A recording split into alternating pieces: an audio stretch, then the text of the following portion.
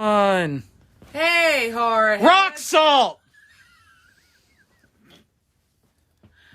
Rock salt. Yep. Hey, horror heads. Howdy. Oh, my. Way to go. How is everybody doing? Hope the New Year's... Excuse me. Hope the New Year's treating you guys well so far.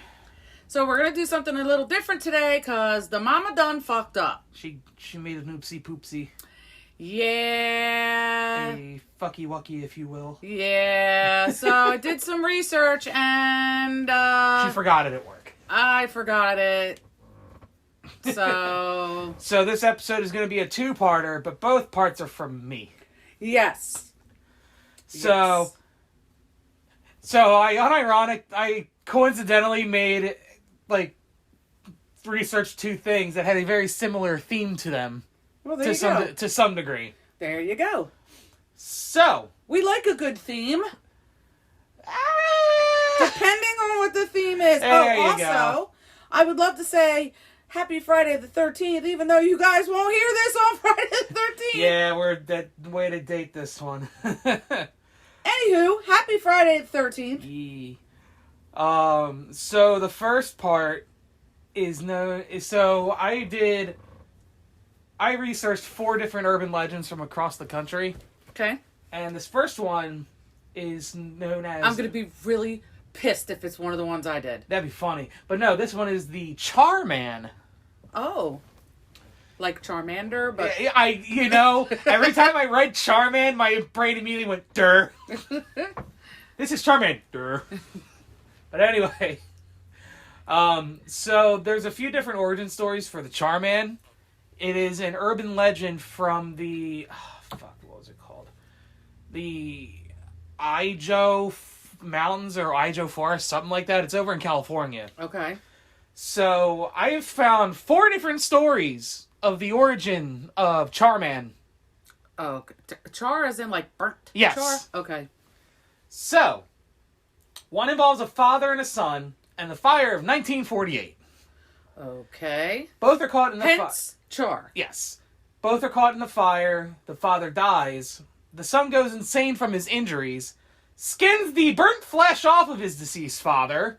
If you tell me he eats it, I'm going to lose my shit. And hangs the skinned body from a tree. Ew. He then disappears into the woods and then becomes the Charman. There. Okay. The next one also involves the fire of 1948, but this time it's a husband and wife caught in the fire. The husband is horribly burnt and injured, unable to move to save his wife, who's screaming, "Help me!" in the other room over and over again. So, after some time, the wife is eventually just gone. Probably not even bones, just scorch marks and ashes. Right. Tooth here and there. Yeah. And the husband eventually becomes a Charman. Okay, so... Dirt. So, the first story we have, the father. Yes. And the son went batshit crazy and skinned a dad and hung him from a tree and then scampered off into the woods like Bambi. Yes. The second one is a husband and wife. How did the fire start? The fire of 1948 is an actual big fire. I think it was a brush fire because you know how dry California is. Right, they have that all the time. So yeah, I guess this one just happened to be one of the ones that was worth putting on record. Okay. Where was I? But the husband and the wife were in a house when it happened? Yes. And she was in another room? Yes. Okay. And she... Burned alive? Yes. The husband was too injured to move. So-and-so. So how did he get out of the house? Okie dokie. Charman! Durr. There you go. The third story I found is kind of a letdown, and that's kind of messed up to say. But in terms of villainous backstories, it's just well, you gotta take the bad with the good. Basically this story is that it's the Charman is a guy who got into a car wreck while on the bridge that would be later known as the Charman Bridge. Is that an actual bridge? Yes. Okay. You can look it up if you want. I believe you. And that's it. Like, gets in a car crash, horribly burned, runs off into the woods. Charman. Wait, so the husband and wife story. Yes. He also runs off into the woods? They all inevitably run off into the woods and become Well, Charman. if he's too fucking injured to help his wife, how's he running to the woods? He must have healed it. He must have recovered enough to the point after the wife died. Oh, that's all I can think of. Gotta love folklore. Anywho. The final story I found is a little bit out of left field compared to the other three stories. Alrighty, we like those. And clears the throat for this one. Just like the first story, it's father and son. Oh, shit. But they're vampires. I'm liking this one. They are found out by their village, who set their house on fire. Okay. Wait, a village in California. Like, they never specified a date? They never gave a year. But if it's a village year, we're expecting like 1800s. Yeah, because we don't call them villages no more. No. They're towns or cities or... Yeah. So, undisclosed time, because I couldn't find any other times for it. I'm sure someone out there is just like, oh, well, that story actually takes place in the fucking Nurgan year. I'm well, like, that's okay. Right. We only have 3 listeners, so... Yeah. For now. So, father and son, they're vampires. Allegedly. Allegedly. Villagers find out. They set the house ablaze. To the villagers that found out? The villagers villagers set the vampires yes. house. Okay. There you go. Because, yes, we can kill vampires with fire. Yes. Fire! Villagers find out they were normal people all along. Ah, fuck. But both were already dead by that point. They done fucked up and found out. But the son comes back to life as... Charman. There. So, those are the 4 different origin stories I have found. And, as you can see, all of them involve someone getting horribly, horribly burned. Hence, Charman. There. So, there wasn't really a whole lot. It just seems like one of those, like... It's one of those urban legends that just is kind of like, yeah, I heard of it. Not much to it. You know what I mean? Right. Not putting a whole lot of... What's the word? There's not a whole lot A of... lot of merit. Yeah, there's not, like, a whole lot of meat to this story outside of its backstory. Like, it's one of those things where it's just, like, enough people have heard of it to where, like, you can kind of fake a sighting, and people will be like, oh, shit, I forgot that existed. Right. And that's kind of what happened over the years. So, the ghost presents itself typically as having blackened, burnt, and peeling skin. Gross. So, like, imagine, like, if... I would assume it's to, like, the consistency of, like, burning paint. You know what I mean? Yeah. Or, like, if you set a paint... Like when a house catches fire. Yeah, and the paint starts, like, crisping up and peeling off. Oh, yeah, that's kind of gross. It's like that, but with skin, is what I'm assuming they're trying to, like, put into your brain. Or, here's another good analogy. Or, when you're barbecuing chicken thighs or chicken legs on the grill and you fucking forget. Yes. So. That is gross. So, black and burnt and peeling skin, covered in burnt bandages. Now, how are they getting bandages? Again, it's one of those details that's left out, and you're just like, well, what the fuck? Like, are they using... Well, no. They can't be using leaves for bandages, because then it won't look like a bandage. It'll look like a leaf. So, what I think some of it... Because, like, no story I've read up on has, like, ever given, like, how did they recover? Like, what happened to them? Like, it's just like, oh, they got burned, ran into the woods, and Charman. Because when you get burned like that, and I know just from watching shows, and I'm sure you do too, you get infections. Yes. And such. And things. Yeah, even like with something like the movie V for Vendetta, the main character was a mentally unwell patient. I love that movie. It's a great movie. The comic is a lot better, but you know, that's usually how it goes. Oh, I gotta go put the pizza in the oven. Keep talking. The main the main guy, V, is a mental patient who was horribly burned when, if I remember correctly, the institution caught fire. And, you know, they saved him, but he was, you know, in bandages. Totally disfigured. Yes. But he was also covered in bandages because, hospitals. So yeah, I don't know how they're getting like the whole bandage thing. Like the only one that would make sense with that would be the car crash one. True. To some extent, at least. Because even that, it was just like, oh, he ran into the woods and became charming. But anyway. Regardless, we have a guy with horrible burns who lives in the woods. Smells atrocious, apparently. Well, rotting flesh would not smell... Burnt rotting flesh. Would not smell delightful. No. And the way that... There's only been one way I found that you can summon, quote-unquote, summon him. And that is to go out onto Charman Bridge, get out of your car, and shout, "Help me," over and over again. I don't think I want to do that. That will apparently cause Charmander to run out of the fucking woods and attack you. Well, why? If you're going by the one story, he's probably like, my wife! Or you killed me and I wasn't a vampire. My dad! Well, that'd be 2 stories, my dad. And then you'll have, my goddamn car! But the weird thing is... Either way, he's pissed off. There has actually been... there might have been a bunch of like indie movies that I never found, but there is at least one confirmed movie about the Charman that was made back in 2019. What was it? It was literally just called Charman. How have we not heard of this? I don't know.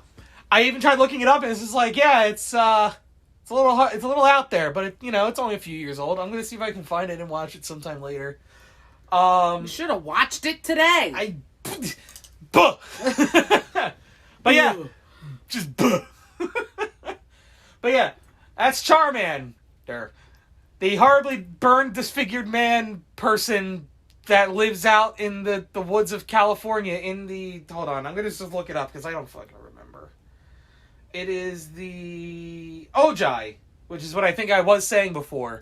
Or no, I was saying Ijo. Yeah. So Ojai, I had it backwards. But yeah.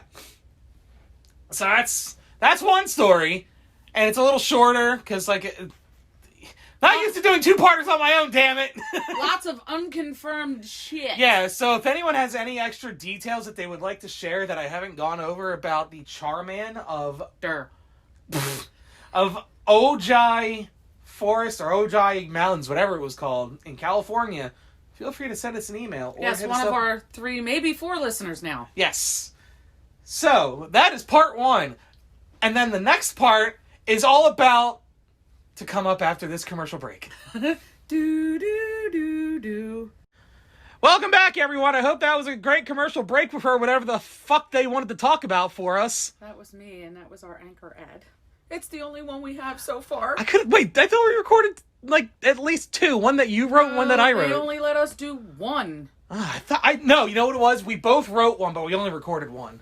People, please share our podcast with your friends. We need more listeners to get more sponsors so you don't have to hear that awful commercial where I really don't know what the hell. I mean, I know what I'm talking about, but I didn't do it well. And I can't change it. All right, so I'm not going to read you the title for this. I'm going to see if you can figure out what it is. Okay, so here's part 2. This is part 2. This is the second half of the Mark Solo episode. Yeah, it's not part 2 of the first part Mark just did. It's a completely different subject, but he's still doing it. But there is because Mama fucked up. But both of the first story of the Charmander and this one they share a theme. Okay. So I'm not going to read the title. I'm just going to read what I've written down. A summer camp caretaker is horrendously burned after a prank goes awry. He survives, disfigured and wanting revenge. And for some reason, George Costanza is involved. This is the plot. Like Seinfeld? Yes, the actor. So. Like the real life guy? Yes. This is the plot for 1981 slasher flick The Burning, based on the iconic Staten Island urban legend of Cropsey. Cropsey! I was going to do Cropsey too. But now I don't have to. Yep. And yes, Jason... Yo, there's documentaries about Cropsey. I get into that a little bit, too. Okay, good. Did you watch them? Because, I did not watch them. I did watch The Burning, though. I think I did see that. Yes, Jason Alexander is in the movie The Burning. I thought it was weird too. He was young. He was very young. Yes. He had hair. That's how young That's he was. how young he was. That's how young he was, ladies and gentlemen. But yeah. Cropsey is noted as being a mental patient, and this we're talking about the urban legend of Cropsey, not the person that Cropsey is now based on. Right. So because it is a person. Yes, which I do get into. Yes. So yeah, a little plot twist here. It's an urban legend that went into what you talk about. I see it. I like it. I like it a lot. See, it's not so bad doing some of Mama's stuff. Cropsey is noted as being an escaped mental patient, and I think the mental institution that he's associated with is like Seaview Mental Hospital or something. It's like what, Staten Island or? Well, no, it's in Staten Island, but I think the actual place is called like Seaview or something like that. So. He is noted as being an escaped mental patient. I knew it was New York, and I was almost positive it was Staten Island. It is Staten Island. He is an escaped mental patient who would come out late at night and kidnap children and take them to Seaview Asylum and kill them. Yes. And it's usually like he's got like a bloody axe or a hook for a hand. In the movie The Burning, I believe the iconic weapon he used was... Machete? No, gardening shears. Oh. Like the long boy. I'm gonna have to watch that. It's on demand. It's a good movie. It's not bad. I remember seeing it, but it was a really long time ago. Yeah. So. Like probably when it first came out. Yeah, so 1981. So now this is where the legend stops and the nightmarish reality of it begins. Andre Rand. Hold on to your ass cracks, people. Andre Rand, born Frank Rushan, was a janitor at Willowbrook State School, which was an institution for children with developmental disabilities. And that whole thing is an entirely different shit show. Like, we could do an episode just on that place. I think what I would like to do, and I haven't done a cold case carousel in a while, which is on my list of things to do, but I would also like to get into mental hospitals, because yes. I know Uncle Jay...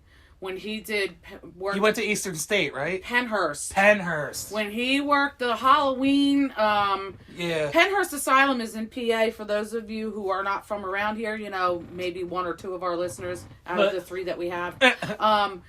It's in Pennsylvania, and it's very well known for being haunted. And it was at one time a working mental asylum. Yep. And Mark's uncle and my best friend... they do a haunted thing every year. Every year they do a Halloween tours, and every year some weird shit happens. Yes, well, Ghost Adventures has been there. I think Ghost Hunters has been there. Like every major ghost hunting show or team has been to Penhurst. Yes, and there's some freaky deaky shit that happens there. Oh yeah. But anyway, we digress, and I completely took us off track. But I would like to do that at like, you know, when we start going weekly again, because right now we're still just bi-weekly, but when we start going weekly again, I would like to maybe once a month do something like that. I just thought of something. I'm gonna remind me of mental asylums after we're done, because I have an idea that I want to discuss after we're done recording, but that's later. Well, I think the main reason I also want to do it is because I did work with the developmentally challenged. Down the road, right? But mine were adults, and I worked at it was called a day program, and I taught them how to crochet, how to count money, how to, you know, write their name, their phone number, and all that stuff. But there's some shit that happened in these places. Oh yeah, and so I can see spirits and specters and ghosts and even wraiths being left behind because of the shit that was done to them in places like that. Basic blueprint for any mental institution. 1, it was a mental institution. And they did horrible things to them. Oh yeah. 2, every patient was treated horribly. Exactly. Physically, sexually, emotionally, everything.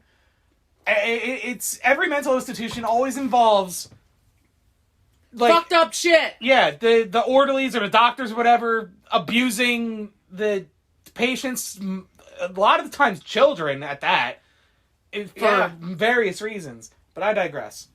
But yeah, the Willowbrook State School... Sorry, guys. We ramble. The Willowbrook State School was an entirely different shit show. And back in, I believe, the mid-70s, I want to say... Oh, I gotta blow my nose. A young Geraldo Rivera did Keep talking, I'm gonna blow my nose. I'll just... I saw that!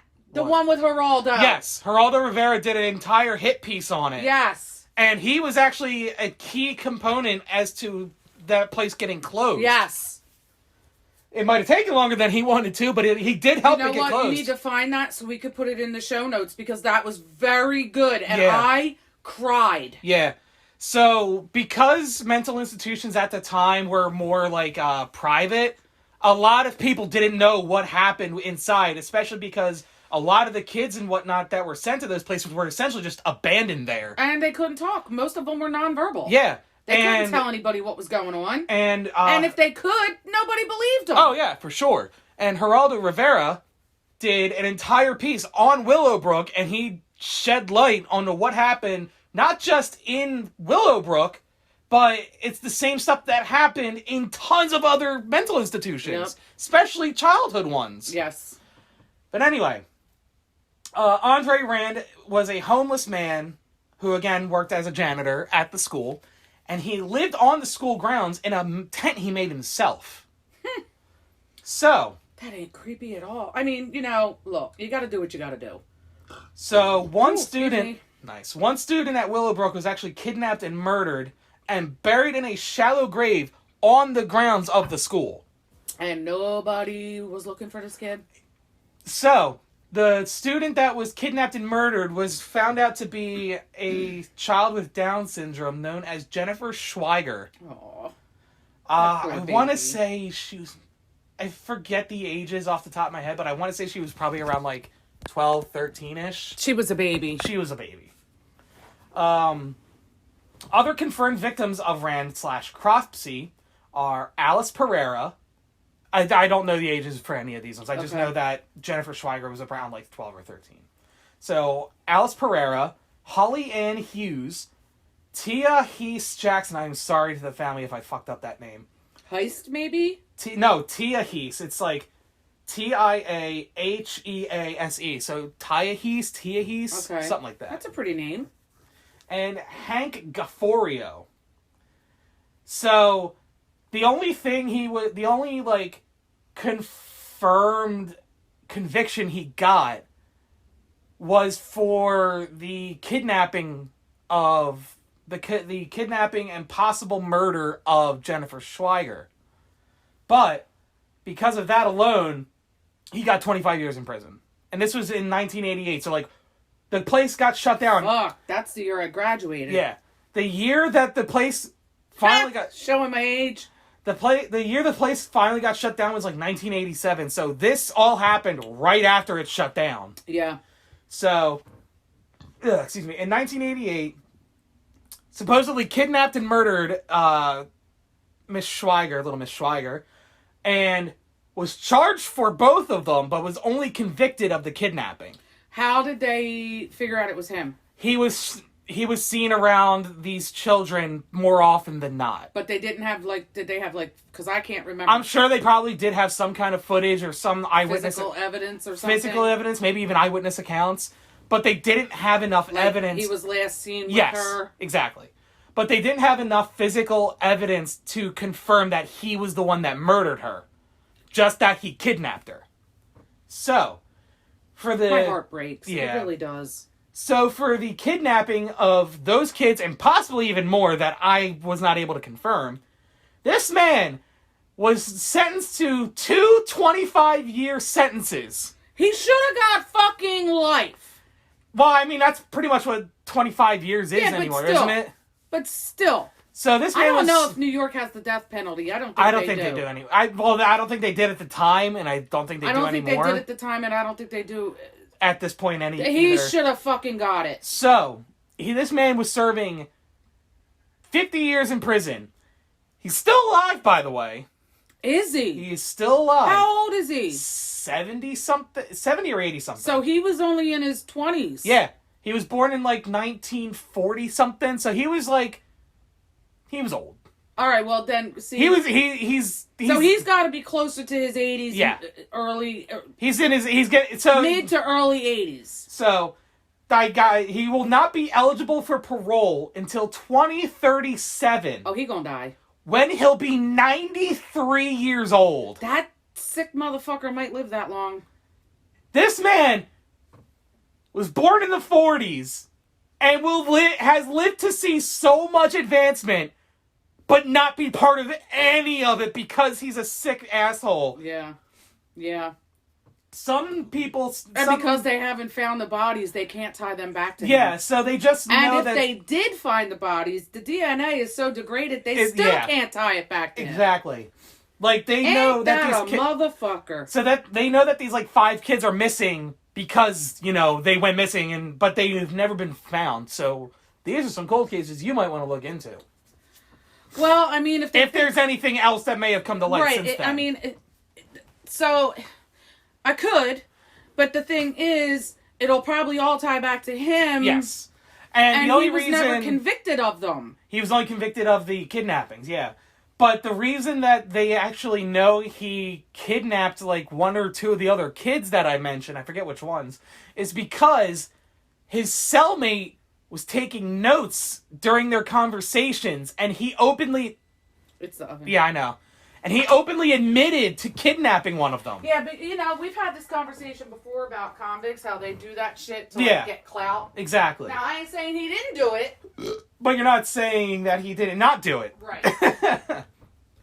So, there is a 2009 documentary called Cropsey. I think I saw that. And in that documentary, I think it's like 2 people are doing the documentary, and they actually go and have actual interviews with people that are associated with the entire scenario as a whole. And some of those people have stated that he may have been into Satan worship and was kidnapping the children to use as sacrifices in rituals. Didn't I think I saw that. Because didn't he take them somewhere? So some of the things I saw was that he took them into some like underground tunnel systems that were either underneath Willowbrook or underneath Seaview Because Hospital. I think I remember seeing something else about, you know, and look, you can have whatever religion you want. Look. That's all I got to say. But I think I remember, and maybe it was something else and I'm going completely off track here, but I think I remember them saying something about catching people on that property performing rituals like Satan worship. to Cropsey. Or like because Cropsey was there, they felt like it was some sort of, you could be a Satanist, you could be a Satan worshiper, you can, I don't care, whatever, just don't fuck with me. That's all, because I can protect myself. But I'm gonna have to look into that because for some reason that is sticking in my mind.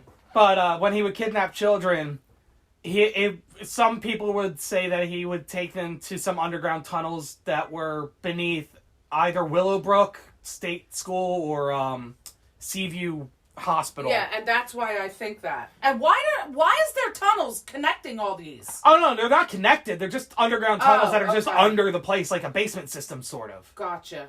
But, yeah. And not only that, but there's also people that say he might not have been alone in doing any of this. Right. Like, he's not, he wouldn't have been the only person kidnapping them. He was just the one getting them. He was just the one that got caught. He was the errand boy, essentially. Yeah, there could have been other people that were helping him kidnap these people, but he was just the one that got caught. I swear to fuck, I think I remember that. But yeah, like I said earlier, the Burning, the slasher flick from 1981, that's based on the legend of Cropsey, back when it was initially started. Now, the documentary, again, called Cropsey, delves a bit deeper into what I have talked about, and I'm assuming it would be a good watch if you're into this kind of stuff. Yeah, we'll put it in the show notes because it was very good, especially if you're... Because when I first heard about Cropsey, I was like, oh, that looks like a good horror flick. And then when I looked into it more, I'm like, this is the thing that happened. This is like based on a real guy. Mm-hmm. Now, do they ever explain why they started calling him Cropsey? Well, the thing is, Andre Rand became Cropsey. Like, Cropsey as a legend was already established. Right. But don't go in there because Cropsey will get you. Exactly. And doesn't he have his own little jingle too? I don't fucking know. But Cropsey as a legend was already established before this. But he later became associated with the legend because of the fucked up shit that he did. So it's more of a... they're using... It's almost like Cropsey is less of a name and more of a title at this point. Right. But yeah, Andre Rand, also known as Frank Rushan, or Russian... I don't know. It's Rushan. I'm assuming Rushan. Rushan, sounds like. But, yeah. Very messed up individual. And, I hope he doesn't make it to parole. Not gonna lie. I'm surprised nobody has fucking killed his ass. Because it's not like... They can't confirm that he killed them. Especially someone who fucks with children. Yeah. I'm sure there are people out there that can confirm this, but, like... Aren't, like, child predators, like, the bottom of the ladder in prison? Like, those are the ones that people go after in prison the most. I have heard from a reliable source that people who do that kind of shit to kids or pedophiles or they're the ones that have to be put in their own like wing they are targets. Yeah. They are targets. As they fucking should be. Yeah. I get it. Some people are falsely accused. I know someone who was falsely accused back in my younger days. He didn't do anything. The girls got mad and, told her family. And I know that shit happens to this day. Mm-hmm. But when you are caught red-handed or with your hand in the cookie jar or any other... I was going to make, 3 jokes. I'm like, nah, that... 4 5 little quips. Whatever. It's a serious subject, and I despise pedophiles. I don't despise a lot in this world, but that is one thing I despise. You do not touch children. You do not hurt children. Mm-hmm. Ever. Ever. Whether they're your own or somebody else's. You don't fucking do it. But yes, I have heard, again, from a reliable source, that 9 times out of 10, when they find out what you're in for, and they always find out. If it's pedophilia or anything associated, you have... it's not even a target on your back. It is literally neon signs pointing to you saying, kill me. Kill me now. They do put them away. Yeah. From, Gen Pop, or they may have, their own wing or whatever like that, and fuck it, let them kill each other. Who gives a shit? Because they didn't care about them babies when they did it. But anywho, my bad. But yeah, those are the 2 subjects I put out, that I looked up for today, so... Well, I'm digging the Cropsey. I'm proud of you. All right. Did you figure out today's theme, kids? It's fire! Because they were both burned! I see what you did there. The Charmander was a burned man, and Cropsey is supposedly someone who was horribly disfigured from fire! Yay! Some Sesame Street ass shit. On that note, thank you guys for listening to Horror Cultural, where we grow love for all things spooky and macabre. Hey. But before we go, please make sure you check us out on the socials. Horror Cultural at Facebook.com, sorry, horrorcultural@gmail.com is our email. You can also find us on Twitter, Instagram, Facebook. Just search Horror Cultural, 2 words. Send us recommendations, send us feedback. If you have a spooky story you want us to cover, or an idea you want us to cover, we will start. We teased the idea of using polls recently, which seemed to have worked out. So right, and we are going to continue putting polls. I was going to say, every so often we'll put out a poll to kind of gauge interest in certain things. We have not done alien stuff. And we need to. That's what I think that's going to be the next few things I'm going to... Especially since, did you see that video that recently came out of? Oh, with the giant on the mountain? Over the strip club in Vegas? No, I didn't see that. Okay, you'll have to look it up. I'll have to look into Anyway, it. guys, thank you so much for listening. We love you all. Please have a safe night wherever you are. Safe year. And I'm going to keep saying safe year. And also, if you or someone you know is struggling with a mental illness, please get help. There is help out there. Also, if you or anyone you know is struggling with a drug addiction, same thing. Please get help. Help is out there. And if you feel like no one is listening to you and you just need someone to listen, please email us. We will respond.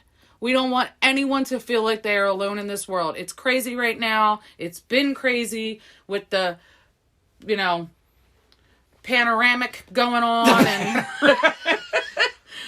the Panda Express that's going on right now. we just don't want anyone to feel alone. You know what I mean? So, thank you guys again. We love you and stay safe. Thanks for listening, folks.